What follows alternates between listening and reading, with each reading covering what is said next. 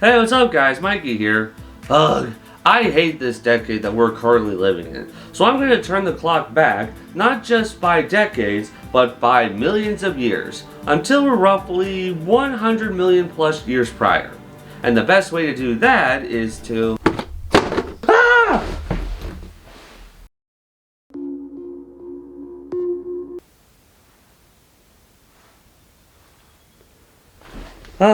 This is more like it.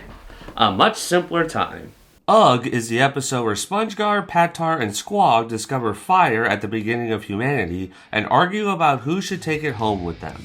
This episode aired on March 5th, 2004, and is infamously the episode from the original series run where SpongeBob himself had the least amount of screen time, only appearing here in this 15-second scene at the present-day Krusty Krab, whereas most of the episode takes place in the past with SpongeGar instead of SpongeBob.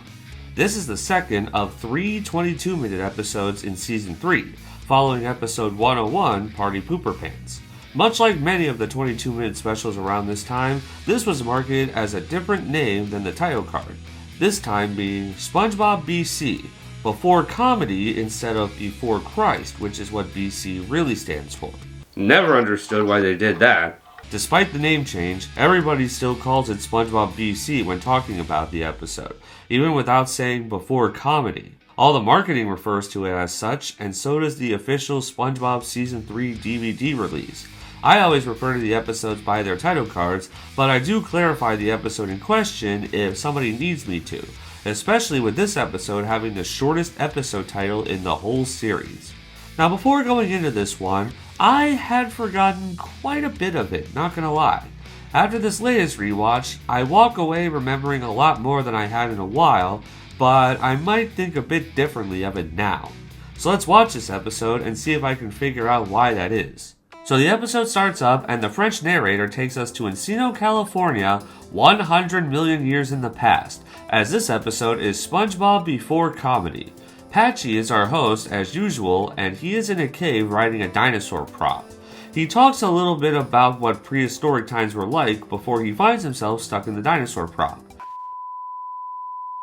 He talks about how these times were simpler times with simpler pleasures and how it was easier to hit a baseball.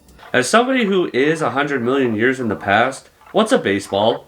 Despite Patchy trying to sell us on the past, Potty the Parrot flies in wearing futuristic gear and not the pterodactyl costume Patchy had made him. Potty was saying that the past was lame and the future was hip and now. Patchy got mad at this statement, can't say I blame him there, and they both get into an argument about if SpongeBob himself thinks prehistoric stuff is cool. Meanwhile, at the Krusty Krab, SpongeBob somehow felt that a pirate and parrot were arguing about him, with the parrot winning. Back in the past, Patchy starts up the special while he and Potty were arguing. So the SpongeBob portion of the episode starts up and the opening credits are all prehistoric. The French narrator talks about this being the time period where living beings are first starting to make their grand appearance in reality. SpongeGar, SpongeBob's prehistoric ancestor, was sleeping when some purple monster-like creatures blasted some sound waves that made a rock fall on his head. After he got dressed, he took his pet snail Gary out on a walk, and he was f***ing huge. We in the past of 100 million years don't have pets. Gary left his slime everywhere, and Squog, Squidward's prehistoric ancestor, got pissed at the slime being in his yard. He was a bit worried Gary would beat him up, so he grabbed a club before talking to SpongeGar. Now we do have clubs here, and I am very proud of mine. Squog complained about Gary's Pooga being everywhere, leaving SpongeGar confused, and Squog just slipped on the Pooga and wouldn't stop sliding until he hit the rock of Patar, Patrick's prehistoric ancestor. He observed Squog covered in the slime and didn't recognize it as Squog until Squog got pretty angry. Patar was too happy to see Squog until he saw SpongeGar. SpongeGar and Patar started hurting themselves as a symbol of their friendship. Squog scoffed at them until he slipped again and landed in his house. SpongeGar showed Patar that he invented bubble blowing, and Patar was ecstatic. Then it started to rain underwater for the first time in history. SpongeGar and Patar enjoyed it until it got louder and stronger. Then lightning struck the log next to SpongeGar and Patar, and it caught fire. SpongeGar, Patar, and Squog all stood by the log nervously. They all got burned after sticking their hands in the fire. SpongeGar and Squog got hungry, and SpongeGar grabbed some flowers, but he tripped and the flowers landed in the fire. Squog got mad and hit Patar on the head with the stick. SpongeGar got the idea of using the stick to grab the flower out of the fire. Wow, that's revolutionary. He ate one of the flowers and loved it. He gave Squog the second flower and he loved it too. Later, SpongeGar and Squog gathered up Patar and they taught him how he should roast things over the fire and eat it. Patar loved it too, and the French narrator warned the audience of getting burned when playing with fire. They already got burned from the fire. Cutting back to Patchy, he tries to demonstrate making a fire with 2 sticks, but the wood doesn't burn until Potty shoots it with his lasers. Patchy brings in a caveman he thought out of a block of ice that he named KV, and Potty brought out a robot named the X29488. Curious KV got attacked by the robot, showing that the future is a cautionary tale. The French narrator tells the audience to stay tuned, and it cuts for commercial. 3.5 minutes later. That's how long a commercial break used to be for you in the future. When it cuts back, Patchy still didn't get control of what was happening around him. Cutting back to the SpongeBob segments, SpongeGar, Patar, and Squog ran all around grabbing more plants, animals, and even sand to roast them over the fire. It goes on for a while until they get comically stuffed and they say goodnight and go home. But then, they all wanted to take the fire home with them. As SpongeGar and Squog start beating the shit out of each other with clubs, as we often do here in the past, Patar takes the fire away for himself. The others startle him, and he tosses the fire out of fright. SpongeGar grabs the fire, Patar grabs it, then Squog, and it goes back and forth between the 3 of them for a long time until Squog makes Patar trip and the fire starts rolling around. SpongeGar, Patar, and Squog chase the fire until the fire chases them, and then they trip and the fire runs them over. How did they not get burned from that? Then it started raining, which put the fire out, which they were upset over. SpongeGar and Patar were sad they let the fire come between them, while Squog got mad that he got roped into their shenanigans. He was about to hit them, but he got struck by lightning, and SpongeGar and Patar roasted marshmallows on him. The French narrator says that some historic events are better left untold, and the SpongeBob portion of the episode ends. Certain events from the present and the future are better left untold too, you know. Meanwhile, Patchy was upset that Potty ruined his prehistoric show by bringing in shit from the future and creating chaos. Potty told Patchy to come back inside for a pleasant surprise.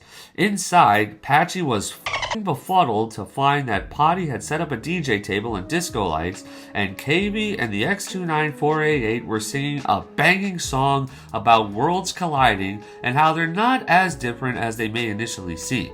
When the song was over, Patchy admitted that the future was cool, something you'll never catch me admitting, and Potty gives Patchy a dinosaur as a present. Patchy runs away until the dinosaur catches him. He thanks the kids for watching SpongeBob B.C. and says goodbye, the dinosaur starts tickling Patchy, and the whole episode ends. So that was UGG, and I have a lot to say about it. First, I will preface this by saying that I don't think this is a bad episode at all. I do quite like it. So let's talk about the SpongeBob segment first, or should I say the SpongeGar segment, since SpongeBob only appears in this scene. There is barely anything that happens here. Now I am aware that this is because it takes place at the beginning of time, and these characters don't speak proper English like everybody in the modern day. The lack of a story is fine considering when this episode chose to take place, but there are some sequences that go on for far too long in my opinion, like Patar observing Squog covered in Gary Pooga, the seizure scene that cuts back between SpongeGar, the stick, and the fire, the scene where the characters are eating super fast, and even the part where the fire goes back and forth between SpongeGar, Patar, and Squog. But I will say that my favorite part of the SpongeGar segments is when the characters are trying to grab the fire from each other. There's a lot of funny ways that it goes back and forth, like just grabbing it when somebody isn't looking, or the classic pitfall or rope trap. Other scenes do feel appropriately paced for the most part, like when the characters discover the fire for the first time, or the first storm scene, and the climax when the fire gets put out. I do like how the prehistoric Bikini Bottom looks, and how they translated things like blowing bubbles, popcorn, or the alarm that wakes SpongeGar up at the beginning. We don't see much of the prehistoric Gary, but he is funny in the few shots where he does appear. The small Mr. Krabs crabs that repeat money over and over again are pretty neat, and it adds more knowing that Patar committed cannibalism, with that being Patrick's ancestor eating who is presumably Mr. Krabs' ancestors. There are also some great character moments throughout. I love how too happy Patar is to see Squog, as well as SpongeGar and Patar happy to see each other. I like how SpongeGar and Patar were upset when they realized they fought over the fire, and I like Squog throughout. It's great when he always scoffs them, and then is concerned when they were both nearly struck by lightning, and when he gets along with them while they're both roasting a lot of plants and stuff over the fire. And of course, all the caveman dialogue said by the characters is pretty iconic. So taka jakaza Mwanga Bangar Tabanga Tabangado. And for those of you who ever wondered how those words were spelled or what they meant, such as myself, the official SpongeBob Wiki has a translation for each word and phrase. I'm not going to go over every single one here because there's not much of a point to that, but it's still perfect, especially for me since I always wanted to know what Tabangado means. Tabangado. Now let's move on to the Patchy segments. Now this might be a controversial opinion, but I found myself a bit more engaged in the Patchy segments than the SpongeGar segments, because there was a bit more of a plot going on here. It was also simple, but in my opinion, they worked better than the Patchy segments in Party Pooper Pants. I think the Patchy segments here worked as a change of pace from the characters during the time before English was invented. The SpongeBob segments in this episode are 16 minutes long, making the Patchy segments 5 minutes long. They don't feel like they drag on as much as they do in Party Pooper Pants and are more entertaining throughout, in my opinion. It's funny seeing Patchy and Potty argue over the future and past. I like seeing Patchy in the cave throughout, describing simpler times, and it's funny when he's stuck in the dinosaur prop. As much as I feel bad for Patchy, it is still pretty entertaining to watch the chaos unfold with Cavey and the robot. I'm not sure if it's my bias making me say this, but I do wonder why Patchy had to admit the future was cool. I can totally understand him wanting to have a special where he just talks about prehistoric times, and obviously it's in character for Potty to just not want to do what Patchy wants him to do. And it's great seeing how nonchalantly he eats popcorn while chaos is going down in the middle and end of the episode. And while it's nice to see Patchy admit the future and past are cool, I also like how Potty does go out of his way to give Patchy the surprise music number when he's feeling down. This probably goes without saying, but the biggest reason why I probably like the Patchy segments more than the SpongeGar ones is the When Worlds Collide song. It's really catchy and it's fun to watch or just listen to the song. Party Pooper Pants also had the Underwater Sun song, but that was the only saving grace of the Patchy segments in that episode. I actually downloaded When Worlds Collide on my iPod when I was a teenager in the present, mainly because I wanted to download a song from the Yellow Album at the time, but I'm glad I chose this one. As much as I love the Patchy and Potty banter, I feel like this might be a weaker instance of that dynamic in my opinion, mainly because despite Potty having a nice character arc, he is still technically in the wrong here for ruining the Caveman show, but for the sake of the story, it does still work. Maybe just a bit less for me compared to everybody else, but it works. Now for a few fun facts. During the music number and the very beginning of the SpongeBob segments, they have stock footage from episode 28, SB129 from season 1, like Squidward freaking out about the future, or Spongetron's appearance, or this jellyfish. I found that to be an interesting choice, but I didn't think it was entirely necessary either. The choir that sings during the part that causes seizures consists of Tom Kenny, Bill Fagerbakke, Roger Bumpus, Mr. Lawrence, D. Bradley Baker, and Sierra Irwin. Despite the caveman language throughout, Squog says, "Wait a minute." The only time a full modern-day English sentence is said in this part of the episode. Now I'll briefly share something else I've gone over before. When I was a kid, despite hearing the names SpongeGar, Patar, and Squog, I still thought that these were just plain old SpongeBob, Patrick, and Squidward, not a likeness in any way. And I thought that this was just regular old SpongeBob with normal screen time. Similar to Spongetron and Patron from Season 1's SB129, or Squidly, the Dark Knight, Planktonomor, etc. from Episode 127, Dunces and Dragons from Season 4. It wasn't until I got older and looked more into the SpongeBob lore when I realized the difference between all the characters, especially this line from Patchy near the end. Now I know how Squidward feels. And I think that line in particular tricked me into thinking these characters were just the regular SpongeBob, Patrick, and Squidward before I matured. But even as a kid, I knew that SpongeGar and Patar were different from the primitive Sponge and Star from SB129. See? Look, they're different. So stop calling them the same name. So with all that in mind, I think this episode is fine. I enjoyed the Patchy segments a lot more than Party Pooper Pants. There may be less going on in these, but there was enough to keep me interested personally, as catered to little kids as these are.